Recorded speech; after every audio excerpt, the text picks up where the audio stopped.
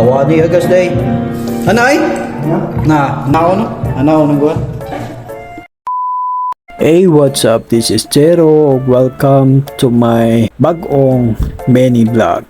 Giablihan na di ay ang maong bagong port sa Tubigon, mamigos. Gikan di ko ginabangga ni mamigos o mubalik ta padung Cebu. So wala pa kumuari sa terminal, dito pa ko sa tikitan, mamigos.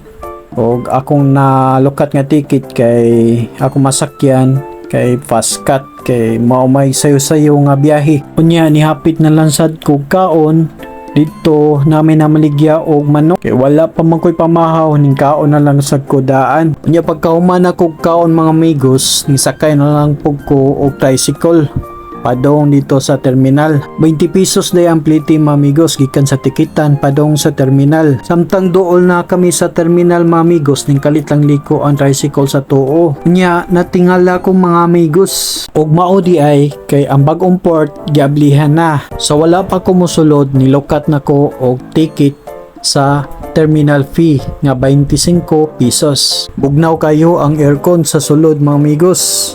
Nya sinaw pa kayo ang tiles o mga bangko. Halos tanan bag-o gyud, mga amigos, puro sinaw. Og nakanindot, mga amigos, nagatubang siya sa dagat. Makita nato ang barko, mga amigos, nga mga bot og mo biyahe. Og mao nilang comfort room, mga amigos.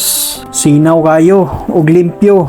Kay bag-o lagi nya niabot si tatay, mga amigos, nya no tana siya nako og wala di agas. So wa din niya mamao pag on ang maong gripo. So ako siya gitudluan, mga amigos.